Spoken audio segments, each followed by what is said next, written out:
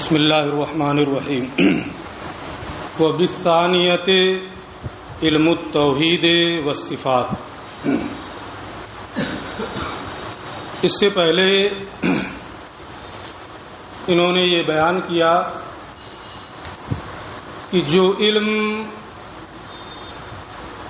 پہلی صورت سے متعلق ہوگا اسے علم شرائع والاحکام کا نام دیا جائے گا۔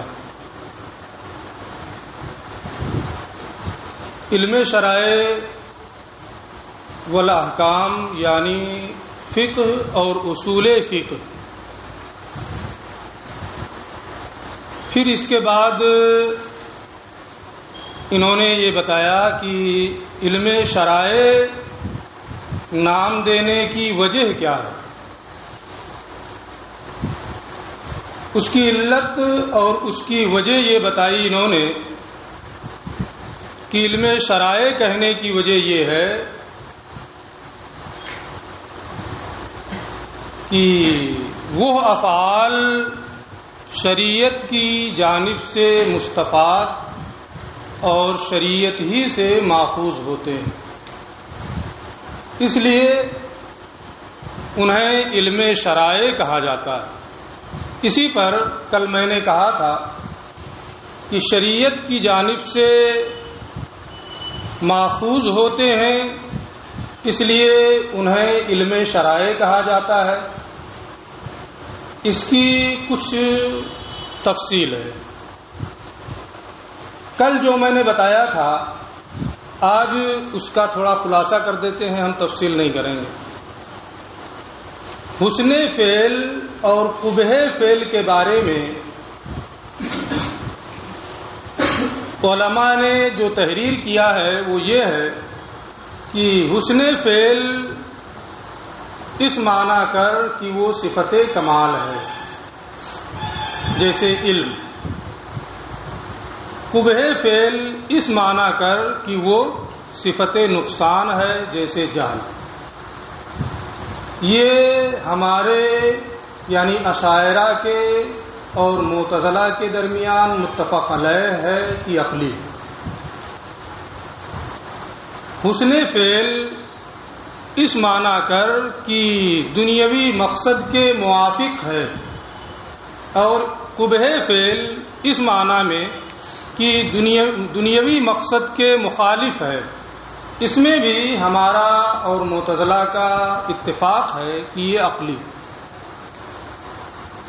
حسن فعل اس معنی کر کہ اس پر اجر و ثواب کا ترتب ہوگا، اور قبح فعل اس معنی کر کہ اس پر ذم و عقاب کا ترتب ہوگا۔ اسی میں ہمارا اور معتزلہ کا اختلاف ہے۔ ہم یہ کہتے ہیں یعنی اشاعرہ، جب ہم یہ بولیں گے ہم یہ کہتے ہیں تو مراد کیا ہے؟ اشاعرہ۔ ہم یہ کہتے ہیں کہ اس معنی کر کے حسن فعل اور قبح فعل یہ شرعی ہے، یعنی شریعت سے مستفاد اور ماخوذ ہے۔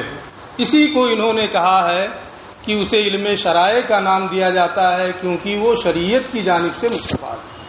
اشاعرہ کا مذہب بیان کیا ہے نا۔ معتزلہ یہ کہتے ہیں کہ یہ بھی عقلی ہے۔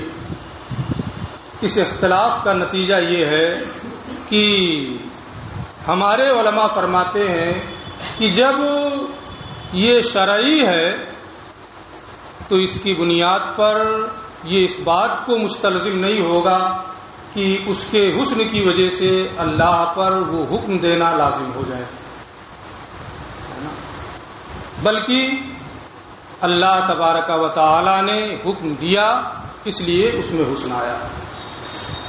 معتزلہ یہ کہتے ہیں کہ چونکہ اس میں بھی حسن و قبح عقلی ہے، شریعت کا ورود نہ بھی ہوتا تو عقل ان کے حسن و قبح کا فیصلہ کر لیتی، اس لیے اللہ پر واجب ہے کہ جو حسن ہے اس کا حکم دے، جو قبیح ہے اس سے منع کرے۔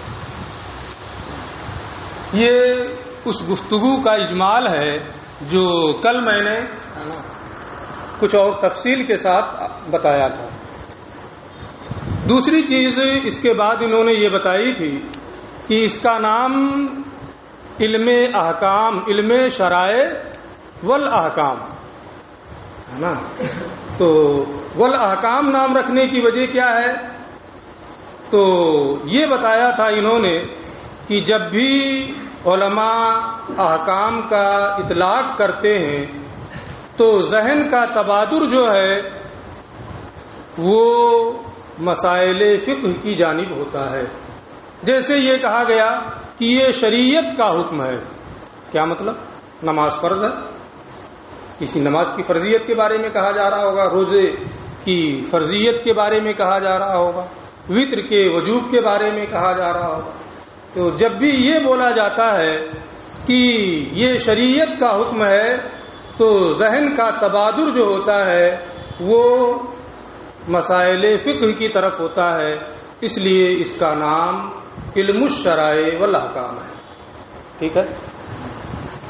پھر اس کے بعد آگے یہ فرماتے ہیں اور جو علم دوسری صورت سے متعلق ہو، دوسری صورت یعنی کیفیت اعتقاد سے جو علم متعلق ہو اس کا نام علم التوحید والصفات ہے۔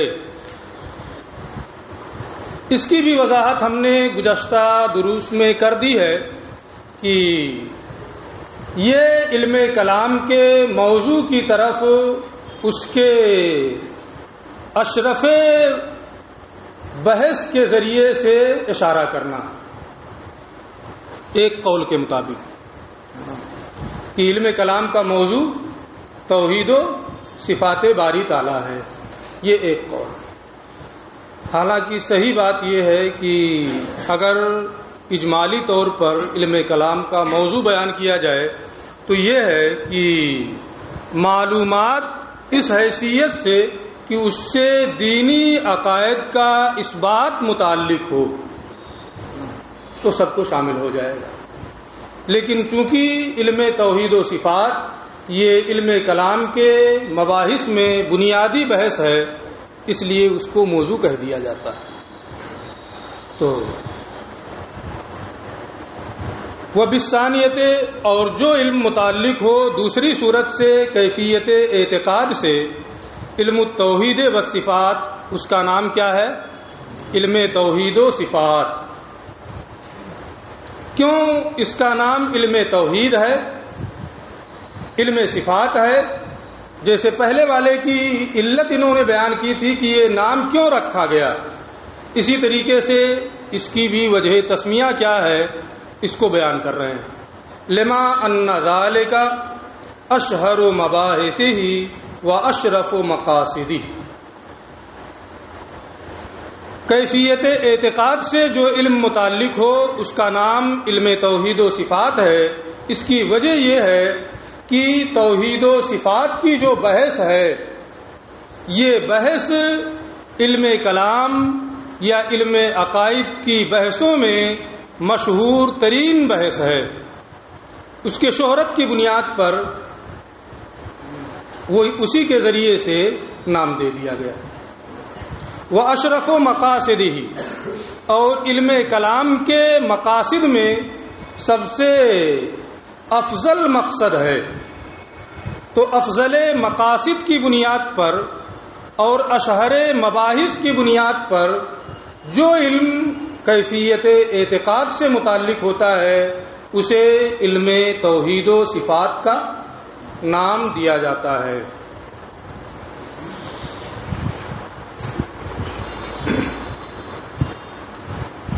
باقی بحثیں جو ہیں، خواہ وہ جواہر و آراز کی بحثیں ہوں یا عقل کی بحث ہو، حواس خمسہ کی بحث ہو، ان سب کا درجہ توحید و صفات کی بحث کے درجے کے برابر نہیں۔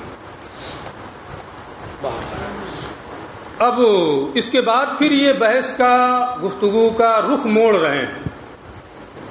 یہاں ایک شبہ ہے، اسی شبہ کا یہ جواب دینا چاہتے ہیں۔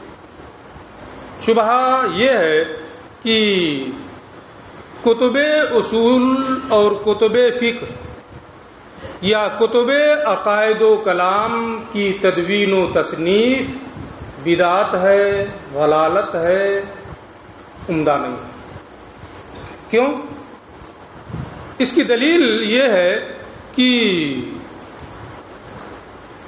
تدوین کتب اصول اور تدوین کتب کلام یہ نبی کریم صلی اللہ تعالی علیہ وآلہ وسلم کے عہد مبارک میں نہیں تھا، اور ہر وہ چیز، یہ صغرا تدوین کتب اصول و عقائد کا وجود رسول کریم صلی اللہ علیہ وسلم کے عہد مبارک میں نہیں تھا، یہ کیا ہے؟ صغرا ہے۔ اس کا کبرا یہ ہے کہ ہر وہ چیز جو دور رسالت میں نہ ہو اور پھر بعد میں اس کا ظہور ہو وہ بدعت ہے۔ یہ کیا ہے؟ کبرا۔ اب صغرا اور کبرا کو ملانے سے یہ نتیجہ نکلے گا کہ لہذا کتب اصول و عقائد کی تدوین بدعت و ضلالت ہے۔ ٹھیک ہے، صغرا اور کبرا بنا کر کے نتیجہ بھی نکال دیا۔ اسی کا یہ جواب دے رہے ہیں کہ آپ نے جو صغرا بنایا ہے، جس کو کبرا بنایا ہے، کہ ہر وہ چیز جو عہد رسالت میں نہ ہو، ہے نا، وہ بدعت و ضلالت ہے۔ ہم اسے تسلیم نہیں کرتے۔ کیوں نہیں تسلیم کرتے ہیں؟ اس کی وجہ یہ ہے، میں جواب کی طرف اشارہ کر رہا ہوں، اس کی وجہ یہ ہے تسلیم نہ کرنے کی کہ دور رسالت میں جو چیز نہ ہو اور بعد میں وہ چیز ظہور میں آئے تو اس وقت وہ چیز بدعت و ضلالت ہوتی ہے جب کتاب و سنت میں اس کی کوئی اصل نہ ہو، اور اگر کتاب و سنت میں اس کی اصل موجود ہے تو اسے بدعت و ضلالت نہیں کہا جا سکتا، بلکہ کتاب و سنت میں اصل کے موجود ہونے کی صورت میں وہ چیز درجہ حسن تک پہنچ جاتی ہے، اور اس کی اصل کتاب و سنت میں موجود ہے۔ اگر موجود ہے تو پھر اس دور میں تدوین کیوں نہیں ہوئی؟ اسی اعتراض کا جواب انہوں نے یہ فرمایا کہ ضرورت نہیں تھی اس لیے تدوین نہیں ہوئی، ہے نا۔ کیوں ضرورت نہیں تھی؟ اس کی وجہ انہوں نے یہ بتائی ہے کہ صحابہ کرام دور رسالت میں تھے، تدوین کتب کی کوئی ضرورت ہی نہیں تھی، ان کے عقائد صاف و شفاف تھے، کوئی بھی ضرورت پڑی رسول سے پوچھ لیا۔ تابعین کرام تھے، وہ دور رسالت کے قریب تھے، اکابر صحابہ کرام کا موجود تھے، ان سے پوچھ لیتے تھے، ان کا ذہن بھی بہت اعلیٰ تھا، حوادث اور اختلافات بھی کم تھے، اس لیے ضرورت نہیں تھی۔ اس لیے اس دور میں ان چیزوں کا وجود نہیں ہوا، لیکن ان کی اصل کتاب و سنت میں موجود ہے، اور جب موجود ہے تو ان کی تدوین بدعت و ضلالت نہیں ہوگی۔ اسی پوری بحث کو تفصیل کے ساتھ انہوں نے بیان کیا ہے۔ اب آپ ترجمہ دیکھیں۔ وقد كانت الاوائل متقدمین، اولین حضرات یعنی صحابہ کرام اور تابعین اعظام رضوان اللہ تعالی علیہم اجمعین، لصفاء عقائدہم، اپنے عقائد کے صاف ہونے کی وجہ سے۔ کیوں صاف تھے ان کے عقائد؟ بے برکت صحبت النبی، ترتیب لفظ و نشر۔ صحابہ کرام تو اس لیے کہ انہیں نبی کریم صلی اللہ علیہ وسلم کی صحبت کی برکت حاصل تھی، وقرب العہد بزمانہ، اور تابعین اعظام اس لیے کہ ان کا زمانہ رسول کریم صلی اللہ تعالی علیہ وآلہ وسلم کے زمانے کے قریب تھا۔ وَلِقِلَّةِ الْوَقَائِعِ وَالْاخْتِلَافَاتِ، حوادث اور اختلافات کے کم ہونے کی وجہ سے۔ وقائع واقعہ کی جمع ہے وہ معاملات جس کی بنیاد پر آدمی پوچھنے پر مجبور ہو جائے، سوال کرنے پر مجبور ہو جائے، تو ایسے معاملات اور اختلافات بہت کم تھے، نادر الوقوع تھے، اور کبھی ہو بھی جاتے تو اکابر صحابہ موجود تھے، نبی کریم موجود تھے صحابہ کے دور میں، وتمكنهم من المراجعة إلى الثقات، تو وقائع اور حوادث اور اختلافات نادر تھے، اور اگر ہو جاتے تو یہ لوگ ثقہ لوگوں کی طرف رجوع کرنے پر قادر تھے۔ اس بنیاد پر مستغنین عن تدوین العلمین و ترتیبہما، چونکہ ان کے عقائد ان وجوہات کی بنیاد پر صاف و شفاف تھے، اس لیے یہ لوگ علم اصول اور علم عقائد کی تدوین اور ابواب و فصول کے اعتبار سے ان کی ترتیب سے بے نیاز تھے۔ انہیں ضرورت نہیں تھی کہ وہ علم عقائد کو مدون کریں، علم اصول کو مرتب کریں، ان کے ابواب بیان کریں، ان کے فصول بیان کریں، ان کے ضمن میں ان کے مسائل کو بیان کریں۔ انہیں اس کی کوئی ضرورت نہیں تھی، یہ لوگ بالکل اس سے بے نیاز تھے۔ وتقریر مقاصدہما فروعا و اصولا، اور ان دونوں علموں کے مسائل کی تقریر فروع اور اصول کے اعتبار سے اس سے بھی بے نیاز تھے۔ فروع اور اصول کے اعتبار سے ان دونوں علموں کے مسائل کی وضاحت سے یہ لوگ کیا ہے؟ بے نیاز تھے، انہیں ضرورت نہیں تھی۔ الا ان حدثت الفتن بین المسلمین، تو صحابہ کرام، تابعین کرام ان دونوں علموں کی تدوین سے بے نیاز تھے، لیکن پھر مسلمانوں کے درمیان فتنوں نے سر اٹھایا، مختلف فرقے وجود میں آئے، معتزلہ، خوارج، مرجیہ وغیرہ ذالک بیان آئے گا۔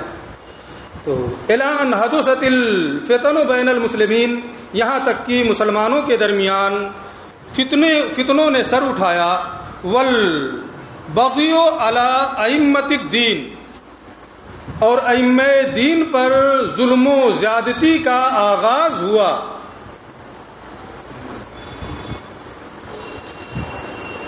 جیسے حجاج کے زمانے میں کتنے علماء کو شہید کر دیا گیا، خلفائے عباسیہ کے دور میں خلق قرآن کا فتنہ اٹھا، صرف اس بنیاد پر بہت سے علماء کو شہید کر دیا گیا کہ وہ خلق قرآن کے قائل نہیں تھے۔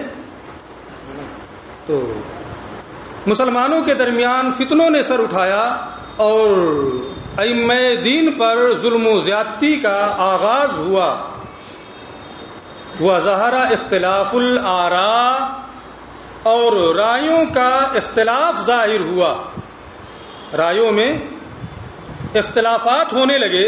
والمیل الی البدع والاہواء، بدعتوں اور اپنی خواہشات کی جانب رجحان بڑھنے لگا۔ یہ علم کلام کی تدوین کی وجہ ہے کہ جب فتنے یعنی مختلف فرقے ظہور پذیر ہوئے، ائمہ دین پر ظلم و زیادتی ہونے لگی، رائیوں میں اختلافات ظہور پذیر ہوا، اور بدعتوں اور خواہشات نفسانی کا دورہ ہوا، تو علم کلام کی وجہ ہوئی۔ اس کی کتابوں کو مدون کیا گیا تاکہ ان فتنوں کی سرکوبی کی جا سکے، ان کا جواب دیا جا سکے۔ پھر اس کے بعد مسائل کی کتابوں کے مدون ہونے کی وجہ وَكَثُرَتِ الْفَتَاوَى وَالْوَاقِعَاتِ، فتاوی اور واقعات کی کثرت ہو گئی، سوالات کثرت سے کیے جانے لگے۔ وَالرُّجُوعُ إِلَى الْعُلَمَاءِ فِي الْمُهِمَّاتِ، اہم مسائل میں علماء کی جانب رجوع کیا جانے لگا کثرت سے۔ پہلے اتنی کثرت نہیں تھی، وہ دنیا دار لوگ نہیں تھے، خالص دیندار تھے، اس لیے انہیں ضرورت بھی کم پڑتی تھی۔ لیکن مرور ایام کے ساتھ ساتھ ضرورتیں لوگوں کی بڑھتی گئیں، دنیا داری بھی بڑھتی گئی، اس لیے مسائل بھی بڑھتے گئے۔ جب مسائل بڑھیں گے تو سوالات بڑھیں گے۔ فتاوی اور واقعات کی کثرت ہوئی، اہم مسائل میں علماء کی جانب رجوع کرنا یہ کثرت کے ساتھ ہونے لگا، اس لیے علم اصول اور علم فقہ کی تدوین ہوئی۔ فاشتغلوا، اس لیے علماء مشغول ہوئے بالنظر والاستدلال والاجتہاد والاستنباط وتمہید القواعد والاصول وترتیب الابواب والفصول وتقطیر المسائل بأدلتها الى آخری۔ اس لیے علماء نظر و فکر میں مشغول ہوئے۔ نظر کہتے ہیں اس فکر کو جس کی بنیاد پر یقین یا غلبہ ظن کو طلب کیا جائے، ترتیب مقدمات کے ذریعے سے یقین یا غلبہ ظن کو طلب کیا جائے، اس کو نظر کہتے ہیں، یعنی انہوں نے غور و فکر کرنا شروع کیا۔ والاستدلال، دلیلیں قائم کرنا شروع کیا۔ استدلال کہتے ہیں اقامت الدلیل علی المدعا، اپنے دعوے پر دلیل دینا۔ تو نظر و غور و فکر اور استدلال میں علماء مشغول ہوئے۔ والاجتہاد، اور اجتہاد کا آغاز ہوا۔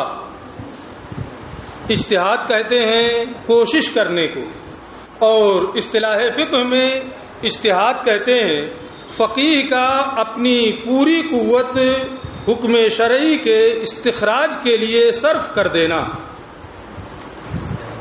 ہے، اسے اجتہاد، اپنی پوری قوت جو بھی اللہ نے اسے قوت عطا فرمائی ہے حکم شرعی کے استخراج کے لیے اپنی پوری قوت کو صرف کر دینا، یہ اجتہاد ہے۔ والاستنباط، اور استنباط میں مشغول ہوئے۔ دلائل سمعیہ سے احکام شرعیہ کے استخراج کا نام استنباط ہے۔ فاشتغلوا بالنظر والاستدلال والاجتہاد والاستنباط وتمہید القواعد والاصول، قواعد اور اصول کی تمہید میں مشغول ہوئے، اسے باضابطہ تیار کرنے میں لگ گئے۔ وترتیب الابواب والفصول، مباحث کے لیے باب قائم کیا، فصلیں بنائیں تاکہ ان مباحث کو سمجھنا آسان ہو جائے۔ وتکثیر المسائل بأدلتها، دلائل کے ساتھ، کثرت کے ساتھ مسائل کو بیان کرنا شروع کیا۔ وإيراد الشبہ بأجوبتها، جواب کے ساتھ شبہات کو ان کے جوابات کے ساتھ پیش کرنا شروع کیا۔ اگر کوئی اشکال ہے، کوئی شبہ ہے، کوئی اعتراض ہے تو اس اعتراض کو بھی نقل کیا اور اس کے جوابات بھی بیان کیے، تاکہ جو فتنے ظہور پذیر ہو رہے ہیں ان فتنوں کا قلع کما کیا جا سکے۔ وتعین الاوضاع والاصطلاحات، دونوں ایک معنی میں، الاوضاع الاصطلاحات دونوں کا ایک معنی ہے۔ وضعوں اور اصطلاحات کو متعین کرنے میں مشغول ہوئے کہ کلمہ کسے کہیں گے، کلام کسے کہیں گے، اسم کسے کہیں گے، صغرا کسے کہیں گے، کبرا کسے کہیں گے، تمام چیزوں کو اگر ان وضعوں اور اصطلاحات کو متعین نہ کیا جاتا، کوئی صغرا بولتا وہ کہتا ہم اس سے کبرا سمجھیں گے، کیا کر لیں گے ہے نا؟ کوئی اسم بولتا کہے گا ہم کلمہ سمجھتے ہیں، کیا کر لیتے آپ؟ کوئی کس کر پاتا؟ کوئی جواب آپ کے پاس نہیں ہوتا نا، وہ آزاد تھا۔ لیکن جب سب لوگ متفق ہو گئے ان وضعوں پر، ان اصطلاحات پر، ہے نا، کہ صغرا اسی کو کہیں گے، کبرا اسی کو کہیں گے، شکل اسی کو کہیں گے، شکل اول یہ ہے، شکل ثانی یہ ہے نا، ثالث یہ ہے، رابع یہ ہے، اسم یہ ہے، کلمہ یہ ہے۔ اب اگر کوئی کہے گا کہ ہم صغرا کو کبرا کہیں گے، چلے جاؤ، تمہاری کوئی ضرورت نہیں ہے، تم دیوانے، یہ تو سب کا متفق ہے نا، سب لوگ اس بات کو اس کے جنون پر محمول کریں گے، یہ سب مقاصد۔ وتعین الاوضاع والاصطلاحات، وضعوں اور اصطلاحات کے متعین کرنے میں مشغول ہوئے۔ وتبیین المذاہب والاختلافات، مذاہب اور اختلافات کو بیان کرنے میں، واضح کرنے میں مشغول ہوئے۔ تو یہ وجہ تھی متقدمین کے علم کلام اور علم اصول وغیرہ کی تدوین سے بے نیاز ہونے کی، اور ساتھ ہی بعد کے لوگوں کو اس کی ضرورت ہے، اور اس کی اصل بھی کتاب و سنت میں موجود ہے، اس لیے یہ بدعت و دلالت نہیں ہے، اس کی ضرورت مطابقت ہے۔ اب اس کے بعد یہ کہتے ہیں وَسَمَّوْا مَا يُفِيدُ مَعْرِفَةَ الْأَحْكَامِ الْعَمَلِيَّةِ عَنْ أَدِلَّتِهَا التَّفْصِيلِيَّةِ بِالْفِقْهِ. ساری چیزیں ہو گئی ضرورت کے پیش نظر، حالات کی وجہ سے. جب ان کی تدوین ہونے لگی تو علماء نے اس علم کو جو دلائل تفصیلیہ کے ساتھ احکام شرعیہ عملیہ کی معرفت کا فائدہ دے، ما یفید معرفت الاحکام العملیہ، جو احکام شرعیہ عملیہ کی معرفت کا فائدہ دے، ان کے دلائل تفصیلیہ کے ساتھ اس کا کیا نام رکھا؟ بالفقہ. اسے فقہ کا نام دیا. اور ومعرفت احوال الادلۃ اجمالا فی افادتها الاحکام باصول الفقہ، اور جو اجمالی طور پر احکام کی افادیت میں اور جو احکام کی افادیت میں اور جس سے احکام کی افادیت میں ادلہ کے احوال سے اجمالی طور پر جس کی معرفت ہو، اس کا نام اصول فقہ رکھا. ترجمہ وہ معرفت احوال الادلۃ، اور اجمالی طور پر ادلہ کے احوال کی معرفت، فی افادتها الاحکام، احکام کی افادیت میں، اس کا نام اصول فقہ رکھا. بے اصول فقہ ادلہ دلائل کے، ہے نا، احکام کے دلائل کی افادیت. ہاں، احکام دلائل کے احکام کی افادیت میں، ہے نا، ادلہ کے اجمالی طور پر ادلہ کے احوال کی معرفت کا نام اصول فقہ رکھا. اب یہ تو ہو گیا. اس میں ایک چیز اور ایک بحث یہ آتی ہے جو مبتدی اور ابتدائی طلباء کے لیے ضروری ہے کہ فقہ جو ہے اس میں دلائل تفصیلیہ ہوتے ہیں اور اصول فقہ میں دلائل اجمالیہ.